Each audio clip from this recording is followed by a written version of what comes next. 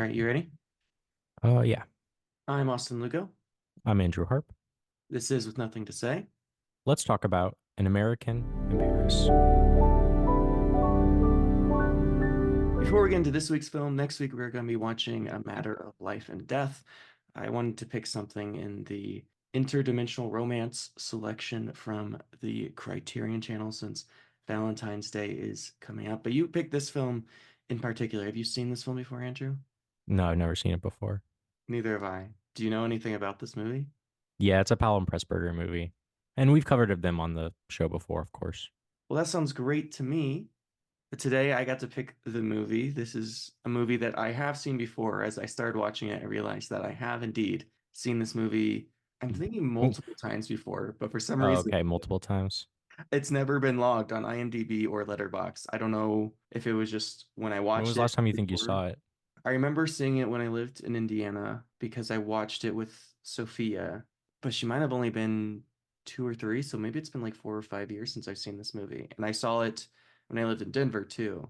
So I know I've seen it a couple of times, but maybe they were all before I had Letterboxd, but I still would have logged it on IMDb. So I Mhm. don't know how this sort of disappeared into the ether, but I have seen it, and I was very excited to watch this movie again. Of course, Gene Kelly is one of my favorite, I guess filmmakers is the best word because just calling him an actor doesn't really encompass sort of the things that, I don't think he does a lot of filmmaking, but he does do the choreography for the movie for well, he this does a lot one. of choreography, and I know he plays a very large hand in the direction of a lot of films. I mean, a little different with Vincent Minnelli than with Stanley Donen or some of the other directors, but he's very hands-on, almost to the point that he can be supposedly very hard to work with, or was hard to work with. I guess he can't be hard to work with now since he is very dead.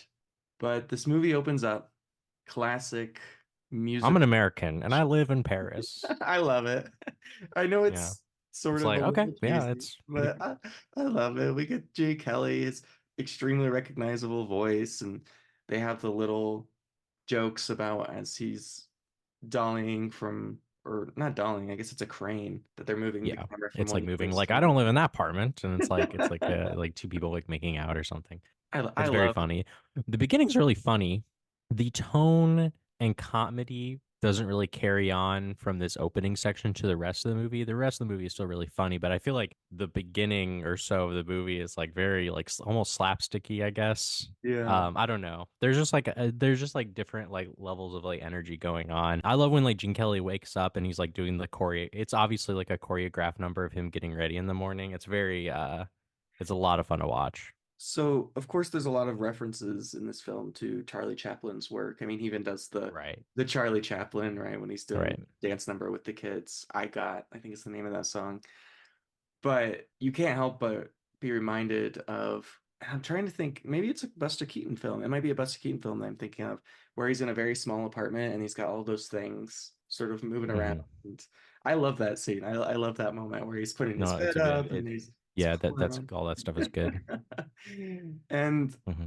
I guess I never really thought about it, but that sort of slapstick, silent comedy era kind of stuff disappears sort of the second half of the film. But it is very prominent in the beginning, and I wonder why Hmm. that they sort of moved away from that. I mean, I'm not complaining. I enjoyed the film immensely. It's I'm just pointing it out. no, yeah, it's just a very interesting choice to make to sort of make these sort of homages, especially Vincent Minnelli, who is someone who was a historian of filmmaking and of course a auteur in their own right. But that moment when he's in his room and he's moving up his bed and he's pulling out the table and he's just trying to think all these things around. I mean, there's no real dialogue going on, and yet it's sort of this brilliant moment of stage direction. Hmm. And it also sort of shows off Vincent Minnelli's filmmaking style. He's someone who loves the slow dolly in and the dolly to the Hmm. side. And I think something that frustrates me often when I watch a modern musical, so something from the last 20 years or so, which I guess musicals aren't as big of a genre as they used to be, which breaks my heart a little bit. Well, It's that Mean Girls musical's uh, out. shut up, Andrew. Shut up. See, they're still alive and I guess kicking, Wonka and was a musical too, wasn't it? Wonka was a musical. I feel like now I feel like musicals like whenever they come out, they I think people groan about them. They're like, ugh, it's a musical. Maybe that just has something to do with like the music. I think we just lost the magic of the musical and what the musical is really supposed to be about. I guess I haven't seen Wonka or Mean Girls, so maybe these Who are cares? stick films, but I'm not planning on seeing them anytime soon. neither am I. And I guess the last good musical I saw was the Steven Spielberg West Side Story, which is a great musical, but It's still, like, but it's still a remake of right, like it's a still a very remake. famous musical. Yeah. I mean, we just don't have we're no longer in the musical era of the 1930s, 40s, and 50s, which maybe it'll never come again, but I'm sure it You will. know, Like everything. the La La Land was a big movie. That was a La La Land was musical. big. But I don't know, like, are any of these movies like among my favorites? Not really. Like, And I think what Vincent Minnelli was so great at, because he made a lot of musicals. I mean, he just make musicals, but musicals were certainly a big part of his career, is the way he filmed choreographed scenes, particularly yeah, he dancing, killed it. tap dancing. He absolutely crushes it because people think for some reason that the way we should film these things is the way we film action scenes, which is genuinely baffling because Do you mean it's like a lot of editing and a lot of a like lot of swooping editing, camera right? A lot of movements? swooping camera movements and Yeah. 10 different shots, and you cut back from one to the other. Yeah, when you watch like American Paris or like Singing in the Rain, like it's all pretty. I wouldn't say it's somewhat static, but still expressive at the same time somehow. What Vincent Minnelli is so great at, and some of the great musicals, even if you go back to Fred Astaire and Ginger Rogers, why these films work so well is they put trust in the actor to do what Yeah, they have to to do their do. thing. I mean, they So you allow get to them to see give like their all energy. their movements. You get to see like Exactly. all of their, yeah. Like you see their whole body. Agreed. It's not just, oh, Right. close up of their feet and then close up of their face and a close up of their hands and this, that, and Yeah. the other. And the camera's moving, 20 feet this way and it's going that way and it's Yeah. wild and crazy. Hmm. And instead, we're trusting some of the great artists like Gene Kelly, who's an incredible dancer and Yeah, incredible. he's the one of the he's such a good dancer, dude. Like this move between this movie and Singing in the Rain, like Are when these the he only Gene Kelly movies dances, you've seen? I guess so. I think so. I mean those are the two top ones, I think, right? Like Yeah. Singing in the Rain. And I like Gene Kelly a lot and I love his dancing. I love how like light he appears when he dances. Mhm. Like it just seems like he's like 5 pounds, when he's dancing. He does it so like fluidly and like effortlessly. He just seems so light. Yeah, I think back as we were watching this to a movie we watched. Gosh, maybe it was 2 years ago now, the Fred Astaire Ginger Rogers film. And I can't remember if we talked about this then, but I feel like we had this conversation a bit back then, and I kind of wanted to bring it back now. Is this comparison between Fred Astaire and Gene Kelly, which then we were watching the Fred Astaire, now we're watching Gene Kelly, and there's a lot of literature and a lot of film studies. I don't know what you would call it. There's a whole world of people who study Fred Astaire and Gene Kelly and sort of the juxtaposition of the two and this idea of masculine and feminine and how Fred Astaire was sort of the original dancer. He very much represented the 1920s and 30s, someone who was skinny and light and almost like water in the way that he moved. And then you have Gene Kelly on the other hand, who, even though just as great of a dancer, there's something much more masculine and dominant about the way that he. I guess he's a little bit more rugged, more of a rugged type actor. I guess when you think about like their acting performances, they're a little bit different. Still amazing to see either of them dance and to give Gene Kelly the opportunity to just do all the amazing things he does. And I keep thinking back to one of my favorite scenes in this movie, although, of course, eventually we'll get to that giant choreographed number at the end, which is like Oh yeah, the ballet. the ballet, right? um, but one of my Yeah. other favorite moments is the I Got moment with the children because it is just this Yeah, beautiful, that's fun. Hmm. fluid dance that allows Gene Kelly to do what he needs to do, but it's not static either. And I think that's what people forget when they think of these old musicals is they think we just put a camera on sticks and then we just let them dance. But that's not what's Any happening. movement, any like direction or movement is necessary. Everything is just very, very, very well laid out. It's not like a modern movie today where it's like, well, we're filming in digital, so we can kind of film whatever we want, however long, and do whatever. If a person's like a bad dancer or something Just like fix it that, in maybe, post. yeah, we can fix it later. But I think like, with film being expensive as it was even at the time, it's like, well, we got to make sure that this is perfect. Like we can't really like I'm not trying to like criticize like any like modern directors or choreographers or dancers. Sure. Everybody is probably all those people are 100 1,000 times more talented than I am in every way.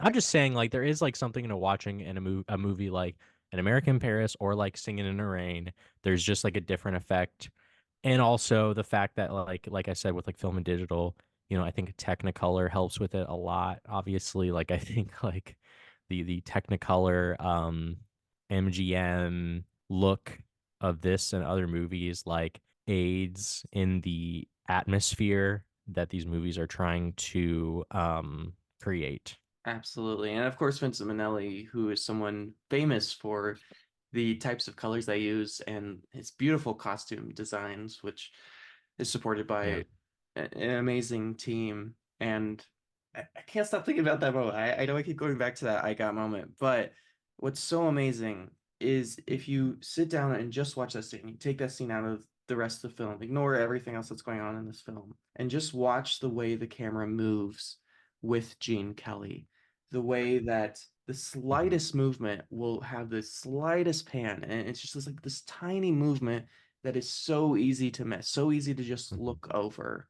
And it is such precision, particularly for Yeah. a film that's 70-ish years old at this point. I think it's too just yeah, like it's like the performers are like almost in control in a way. Yeah. It's so incredible to watch because here is just a masterclass in filming dance and movement and sort of Mhm. how it's neither about the actor or the camera, but this weird combination of the two that's sort of how the wholes are bigger than the parts, as it were. And it just makes for these moments that, as if you're living with them and moving with them and dancing with them.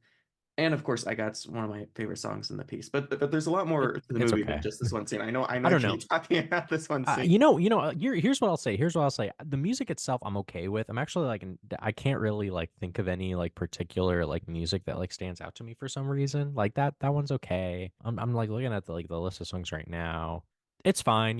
There's nothing wrong with it. I just don't have anything like particular to say about like the songs themselves. Obviously, like the dancing, Of course, everything else is amazing, but I don't really know what to say about like the obviously the music's beautiful, but I mean like the songs is what I'm the talking songs about itself, yeah. specifically. But whatever. I mean, it's like not really near nor there. That's I just can't me. Um, figure out if it's just because I've heard some of these songs so many times, or if I've legitimately heard some of these songs in other movies, like Smarvelous.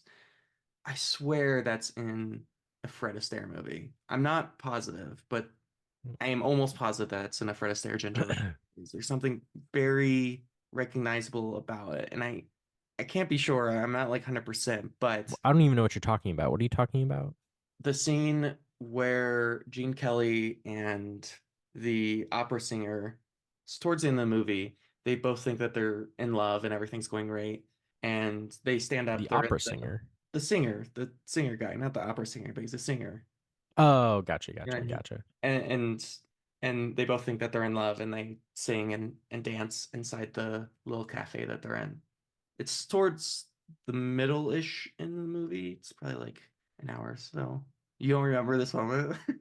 I don't know why I don't remember this very much. It's Leslie Caron, right? It's Leslie Yes. Caron with she's very lovely by the way. She's great in the movie. I love her. Yeah, I don't know why. I don't know. I just like the songs for some reason don't really like hit Don't me hit. super well as much as like the set pieces themselves Uh, and the choreography themselves. I love when they're talking about Leslie Cron's character, like at the very beginning at the like at the cafe, and you opening get that scene. sequence.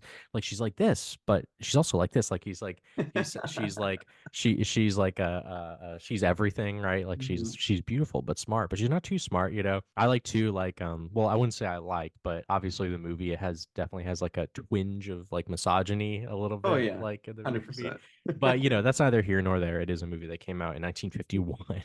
It's a very Um, masculine, weirdly, in a way, movie. no, I wouldn't say it's a masculine movie. It's like Well, that's the thing about the movie is that that's so weird. It's a very it's I a guess very masculine isn't the right word. don't they don't in the movie the last movie that we watched a couple years ago the Fred musical Astaire. Fred Astaire movie, don't they use the word gaiety, right? Like they say the Yes. word gaiety. This movie has a gaiety to it, yet there's also misogyny, so it's kind of like this weird kind It's of very like strange. juxtaposition between all these different things. Like it's a very colorful movie of these like men like dancing and singing little songs and stuff, and yet they're like a little bit misogynistic, which like makes the movie interesting. I'm not saying this is bad or good. It just makes it a very interesting movie, intentionally, of course. But I love that like too, like using like the different like all those like little scenes of her like doing this and doing that, and like the like they change the different colors or whatever. Like that Mhm. stuff is really great. I love that stuff. Like each of those like set pieces, whether it be that or the party at the end or the ballet at the end, like all that stuff is like to me like the stuff that I remember the most for some reason. Yeah, that moment where they sort of zoom in on, or dolly in, I guess, on the picture, and she goes through all those different things. That's the Yeah, moment I so cool. realized that I've seen the movie multiple times. Where like that moment Yeah. is extremely memorable, It and happens like right away in the beginning too. and it's a beautiful moment. Because up to that point, I'm like, maybe I've seen this movie before, maybe I haven't. But at that moment, Yeah, it's like I knew for a fact that I've seen this movie many times before. Because that is just such a creative and how could you memorable forget that? scene, Yeah. and it is so reflective of the way Vincent Minnelli makes films. And although I enjoy all the stuff that are in small groups when it's one, two, three people, I think where Vincent Minnelli, and you see this in a lot of his work, really thrives is those giant scenes with just tons of people in it. Yeah, it's so cool. They're Are you just talking, and that really is what happens at the very end. Like Mhm. pretty much, I think the movie is like a good kind of like romantic musical comedy for the most part. I guess like to kind of discuss the plot a little bit. It's like Yeah. Gene Kelly is a painter. He's like a not a very good painter. Like you see his paintings and you're just like, I Eh. wouldn't say it's great. Anyway, doesn't matter. He's like a painter. He lives in Paris. He knows a couple. He knows this other American guy who's a composer. He knows this other guy, this French guy who's like a singer. The singer guy, I guess you could say, what's the word? What's the word I'm trying to think? He I have no groomed idea. the Leslie Caron character, Oh, yes. right? That Yeah, whole he plot groomed line her. is very creepy Whatever. and It's great. I guess it's Paris, France. So whatever. Anyway, Sure. Different so times, I he guess. groomed her, and now they're getting married because he helped protect her during the war or something like that. Because now And so she's she feel 19 right now she's 19, and now she's like indebted to him and to get married. in this weird But way. he's actually cool. Like It's he's not not nearly like as creepy as you would think it would he's not be. creepy or evil. It's just like when you think about like the what they're talking about, you're just like, oh, that's a You little take a weird. moment. But Yeah. anyway, so like, but Gene Kelly, he meets Milo, who is essentially that's a very funny character. She's basically like a very very rich dilettante Hmm. hanging out in Paris, France. And as they kind of like say throughout the movie, she likes young artist types Hmm. that she wants to have relationships with. But Gene Kelly does not want to have a relationship with her, but she gives him all these things to buy his love for her. So he gives her like him like a studio, and he's like, "I got you an exhibition or Exhibition. whatever." Yeah, I love how they but yeah, pretty much abandoned that exhibition plot line. I mean, they have, right. I thought that too because they're like at the party, right? And then the whole thing yep. happens, Hmm. and I think don't they mention like, oh, your exhibition's the next day, right? And we'll just end it right there. I'm okay with that. I don't Like, really, I'm fine. I don't care. yeah, like, but yeah, that is really funny how they're like, oh, the exhibition's coming up. Oh, who's gonna have it? Yeah, and but he meets. I don't remember the character herself. I have no idea what the characters. It's the Leslie Caron character. Oh, Lisa Bouvier. No, Oh yes, Lisa. Lisa, right. And yeah, he meets Lisa at like a bar where Gene Cool Kelly goes with American Milo. jazz bar Yeah, it's like in it's Paris. like all it's a little smoky, but it looks like a set, like it looks like an MGM musical set. And like he falls in love with her and he stalks her. And that's pretty much the rest of the movie. I love that description of this movie. And it's incredible. I mean, it just shows that if you are just persistent and annoying enough, you do. If you he like her she changes her mind really quickly, right? Like they go Almost he immediately. he annoys her horribly at the bar, and He then he gets her harasses phone her. number and he harasses her while she's working, and then he goes there to harass her more at work, and then he's like, go out with me, and she's like, okay. I'm To like, be oh, okay. fair, Gene Kelly is an incredibly good-looking man, But I don't think that has but anything to still, do with it. No, but she's like also he's like very good at annoying. herself. So Yeah. But she's I like, love okay. I love that moment when they're at the bar, and of Yeah. course he pretends to have a wife and all this stuff, and he says her Tricks. number. Yeah. He He's like like, tricks, what was your number again? and the guy, and she gives him his number, and the guy sitting next to him's Her like, no, no, friend. Yeah. no, isn't it this? Isn't your number ball? Yeah. It's a really just small, witty moment that is so and silly and just the Mhm. reason that you love these kind of films. But you're right, he harasses her and calls her and calls her and goes to her place of work. Of course, being in Paris, she works at a perfume shop. Where else would she work? It is That's cool. I Paris. would love to go in there. God, I love these sets. I know They're all fake Paris. They're I don't think they're in Paris at all, but that's what? fine. They Well, look I mean, good. it does say at the end of the movie, filmed in Los Angeles. No, it says filmed in Hollywood, USA. Hollywood, USA. I love it. I It don't is care. it, I love the No, MGM I don't get no, set. that's like the point. Like Yeah, I'm not like making a criticism. I love the sets because it's like made by like people and they're good enough.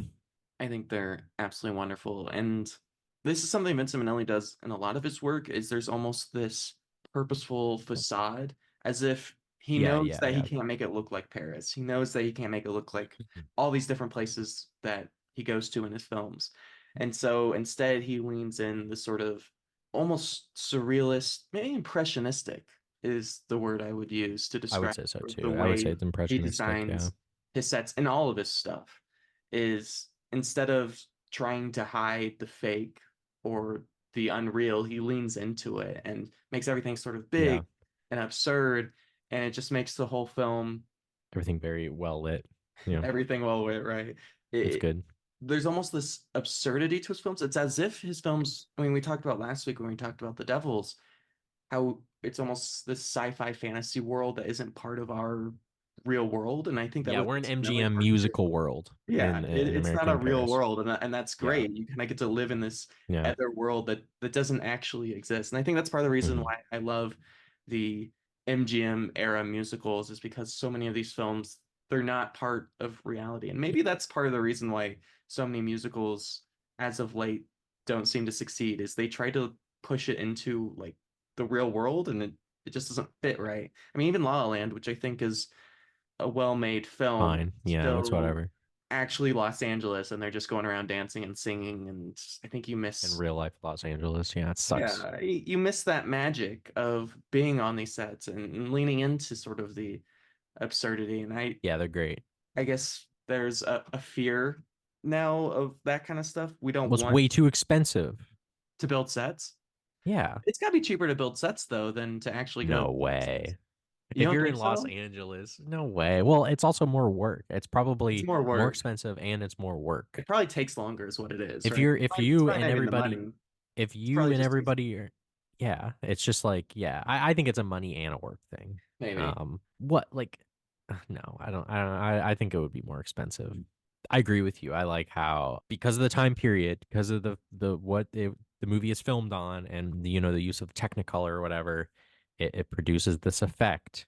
You really feel like you're in another world. You feel like you're in another place entirely. You're not in 2024. You're now in these like kind of like late 40s, early 50s, like MGM musicals. And they were only able to make them for like the short period of time, right? Because there were these specific filmmakers and studios and Very expensive to make, film even then. techniques, yeah, and like all this stuff. So when you watch it, you're just like, "Yep, this is like a very particular and very influential, of course, as well on pretty much everything else afterwards, probably."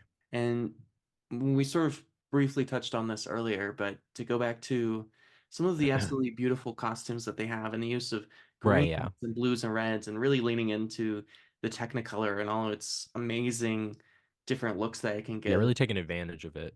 Oh God, some of those dresses that she wears are so Yeah, it's cool. great. And Gene Kelly's outfits, I mean that Yeah. black sweater with the white collar on it, that Oh yeah, is is that what he iconic. wears? He wears in that. That's what he's wearing in the ballet scene, right? Yes. Right. Yeah. Yeah. That is. I would agree with you. That is a very iconic outfit. I love That that he wears in outfit. the ballet It's so scene. simple and yet Hmm. it works perfect. It just looks so good. All of their outfits, the outfit everyone wears. I mean, everyone just has Her bill looks good. Yeah. the greatest outfit there out the entire space. No one ever has an outfit that it doesn't look absolutely amazing. And you could just spend hours just not even hearing anything. And Hmm. I actually did this yesterday because it was finals week. So there were no kids yesterday because it was the last day of the semester. So it was a day to grade our finals and stuff. And I just Hmm. threw American in Paris and I just had some music on in the background. So I wasn't actually listening to it. No, there was no sound or anything. And I Hmm. would just look over every now and then Yeah. and just to watch it is so mesmerizing. And Yeah, yeah. there's almost this, one of my favorite films of all time, of course, is Playtime by Jacques Tati, and it has this hypnotizing quality to it that Jacques Tati's work does too, where you don't even need the amazing score or the songs or any of the performances. I mean, you can just put it on silent and put it on the Yeah, background, I agree. watch it for 2 hours because it's so visually magnificent. No, I totally agree with you. It's definitely a feat, an accomplished feat to be able to and, it's also just kind of like this confluence of all these like different things and opportunities running together. There's obviously a lot of talent, but there's also just again like kind of like a sort of luck kind of thing, the way that all these things kind of meet together. You gotta like watch them. It's enough to watch it on a TV screen, But again, and just like last yeah, week, seeing a movie theater would be pretty cool. And I yeah, believe this movie was very successful when it came out. Makes sense to me. It's just a very it's a very likable movie. it's I a very find likable movie. it's baffling. I watched it with Shelly, and she was bored through the whole thing. And I get being bored through maybe that last big ballet scene. I get that. No, that's like one of the best That's parts not of the for movie, in my everybody. Oh, opinion. I think it's one of the best parts too, but I Yeah, understand why that might not appeal to the it's a general public of ballet. Yeah, people today. don't give a fuck about ballet. But what baffled me is she didn't really get into the rest of the film either, which I think is so well paced and funny and Yeah, I would. I think it's a very likable film. I think even if you come out of the film maybe a little bit bored at times, I can't see someone disliking this film. And a lot of the films we've watched can be, even though we've loved them, I could see them being very much disliked. But this one, it's so likable. Yeah, for me, I love the movie, and I love like I do like Singing in the Rain, like and all Mhm. this stuff, and his MGM musicals are great. For me, I think like An American in Paris, like talking about it specifically, I think it's a little too sugary sweet for me. Mm. Like I think it's a little bit too, it's like I'm getting a cavity, it's like almost a little bit too nice, like a little bit too I see. carefree or a little bit too not carefree makes it seems like it's like a lazy movie or a lackadaisical movie. It's really not. And like sad things happen, right? But Mhm. that's why I like to harken back to another movie. That's why I like the movie All That Jazz is like one of the greatest movies ever made. It Like is. it kind of has like that musical grandiosity to it, but it's Mhm. also a very dark movie about like drug addiction and death Yeah. and your legacy and all this stuff. And An American in Paris, its sentimentality maybe just kind of like for me is just not necessarily my preference when it comes to like what movies like that I would consider some of my all-time favorites. But again, it's like a preference thing. It's not really anything to do with like the quality of the movie. Again, it's just kind of like a personal preference sort of thing. And I completely understand where you're coming from. I think if you were to watch multiple Vincent Minnelli movies in a row, It's like, it can be yeah. a little jarring on the mind. And I get this sort of overly sweet sentimentality, but that's also the stuff that I love the most in movies. I mean, those are the movies that I'm drawn to, which again is my Yeah. preference, which I think is why we work well Yeah, well like for me, together. it's just like yeah, movies. I love like miserable movies. Like I know you do. I like movies that are violent and reflect a reality and reflect the objectivity of the world that we live in.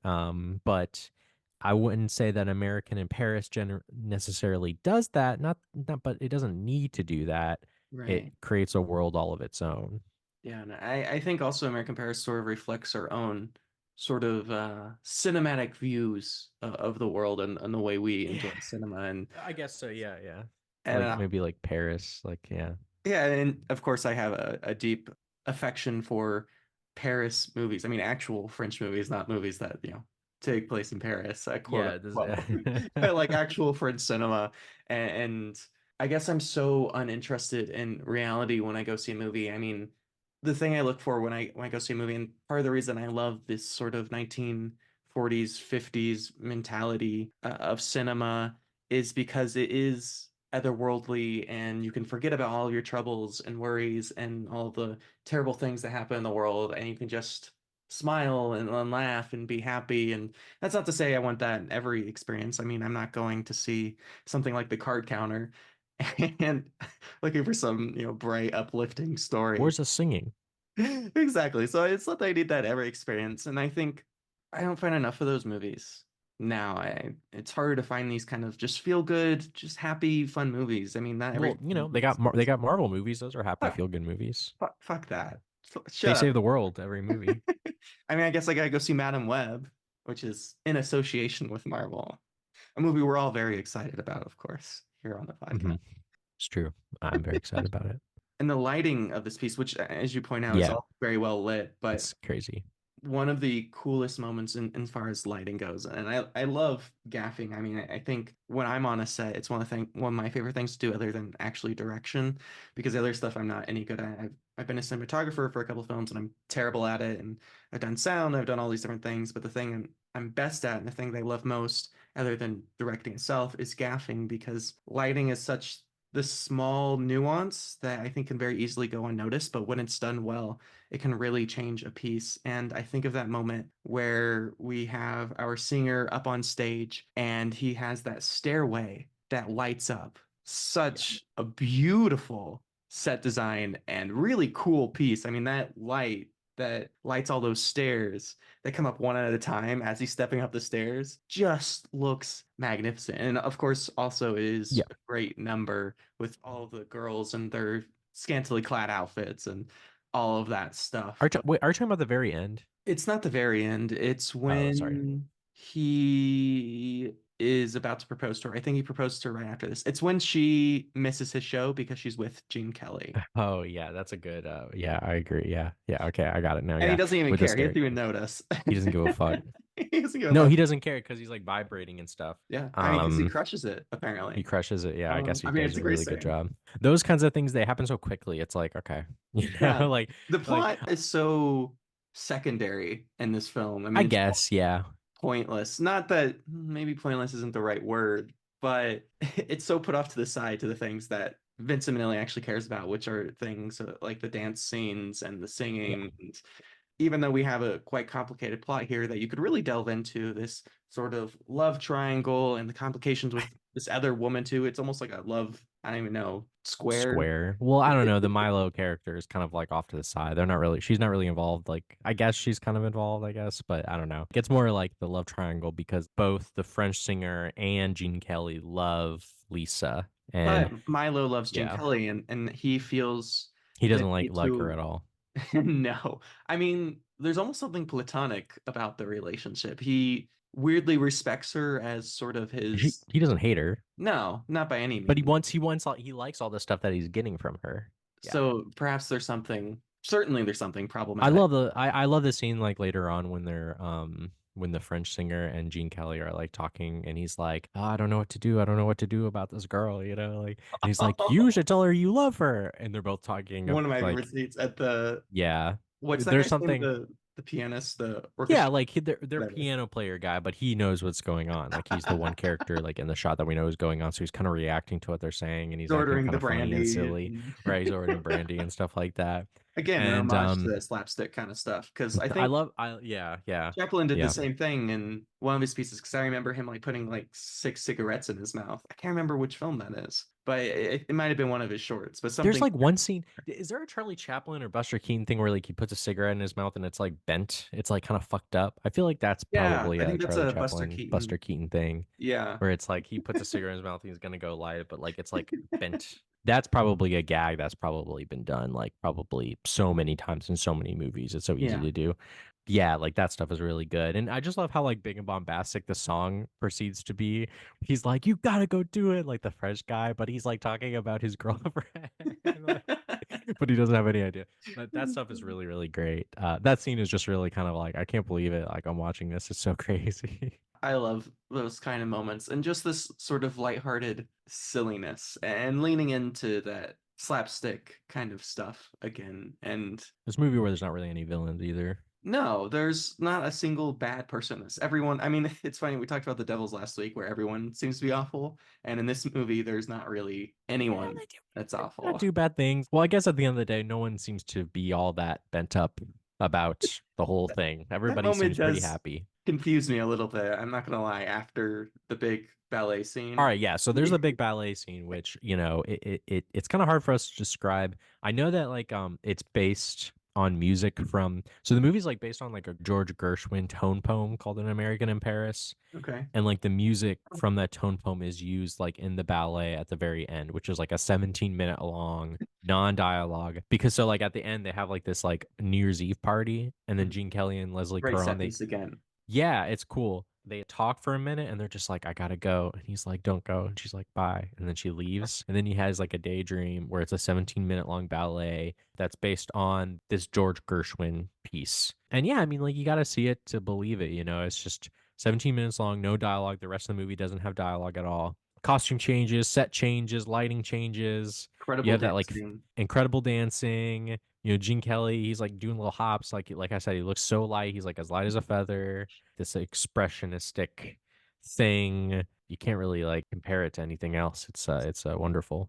It's truly just Vincent Minnelli given the opportunity to just do whatever the fuck he wants. And he does. He's given the opportunity to just basically make a 17-minute ballet Yeah. inside of this film. And it still fits too. You would think that this moment would sort of be outside of it or wouldn't fit in the realm of this movie, but perhaps just because of the fantasy-like world that he's built up to this point, it just works really well, and it's a great way of expressing all these Yeah. emotions and things going on without silly dialogue or some stupid voiceover or anything like that. I mean, it's just you understand all of these conflicting feelings that he's having and just beautiful dance numbers. And I think of that moment where the four men dress in those barbershop like clothes. I don't know how else to describe it. With the suits with Yeah, they got the, stripes yeah, I know what you and mean. the You got the cane and the canes and the hat. hats. Yeah, that's great. That moment's That's almost crazy. that smile on his face is a little Yeah. terrifying. There's kind of like a creepiness to it because they're just kind It of like really dancing is. around, and Hmm. again, there's no talking, there's no dialogue, so it's just kind of like, yeah, everybody kind of like expressing themselves through dance and through their faces. Almost haunting in this weird way, even though it's bright and colorful and fun. Yeah, yeah, I Maybe it's agree. just because there's no dialogue and it is just music and then using these big expressions which are typically used in ballets, and it's a very different type of performance. But I mean, just being able to watch Gene Kelly dance for 17 minutes is so enjoyable. Yeah, I mean, like, it's pretty, I think it definitely speaks for itself. I don't have anything like super productive to say about it just because, like, yeah, it's just distilled MGM musical direction, set pieces, dancing, music, kind of like all right there. And it's fantastic, and it's just, it serves as the climax of the movie, right? Because at that point, there's nothing really like it. I mean, I guess there's that one like daydream that the composer has, the piano player has, where he's like imagining Right. like playing this. That's really great. And but other than that, everybody else is just kind of dancing in Paris normally. And then you get this really long, like kind of like fantastical ballet production at the end. And again, it rocks. Yeah, I have no complaints about the length. I mean, 17 minutes of just watching Gene Kelly and everyone Yeah. just do an incredible performance, and choreography is beautiful and wonderful, and as you said, fantastical even. And then when we cut back to reality, she comes back out of the car and she runs to him, but I guess the singer doesn't care, or he's just kind of like he lets her out and he like smiles and Yeah, waves. no, because before that, it's clear that he has overheard the conversation where they're Right. both like, "I love you, but I need to be with him," and all stuff. And then they leave, and then like after the big thing, he comes back Hmm. and he looks happy. I guess it's just like he's cool with it. Like he's just like, He's you just a don't need good to be with friend. me. You shouldn't be with me out of Obligation. But this is just an assumption. There's no like You conversation have about no this or idea. whatever. We figured that has to be the case, right? And then Yeah. he comes and then she comes back, and then and then they're back And they run together, into each other's arms. and that's the end of the you wow, they did it, and everyone is super happy, Yeah, maybe like a more dramatic movie would be like if he got upset or something like that, Mhm. and he's just like, no, you Some have sort of to be with me because confrontation. I don't you understand when I but he's so but that guy, it does make sense with his character because like throughout the whole movie he seems like extremely nice and he's happy and smiley the whole time, Yeah. so it's not like out of his character or weird or No. anything. Again, maybe it would have been more dramatic if he was an asshole and Gene Kelly had to like fight him or whatever. But No. there's nothing like that in the movie. No. No, that's just not the Vincent Minnelli way. I think I Vincent guess not. Minnelli has this sort of love for humanity and this genuine belief that the world and people are good at their core. And I don't know about that. Well, I don't know if they are. I don't know if well, I agree with it. you don't have to agree with Vincent Minnelli. Oh yeah, yeah, I feel you. Yeah, But he definitely has this true love for yeah. people, and it's such a strange moment, but I'm completely okay with it, man. As you're saying, like it's not at all outside of his character, and even those moments where he is with her, I mean, there's not really an expression of love. It's almost as if he They like each himself, other. they like each other, but it's almost like the relationship, which of course they're sort of mimicking that relationship between Milo and He loves her. Melody. The French singer. He loves her a lot. He loves her, but it's not. I I mean, she guess doesn't love him that much. maybe that's what true love is being Yeah, willing. that's see, that's when you know he truly loves her because he's like, It's 'cause he lets her go. yeah, yeah. Wow, we unlocked it. We We've just needed to talk about it. Yeah. God, I love this movie so much. This movie makes me so happy. I mean, I watch movies like this and just reminds me why I love watching movies so much and just so carefree and happy and just forget about the world for a couple hours, especially after because I watched this after school one day and it was finals week and just a really Yeah. like awful and shitty week because kids No, are I feel you. failing and choosing not to do their finals and Yeah. being assholes as teenagers always will be, and to be able to come home and just sit down and watch a movie like this and just Right. escape from the Yeah. world is just why I love movies so much, and it just makes me so happy that these movies exist. Honestly, Wonderful stuff.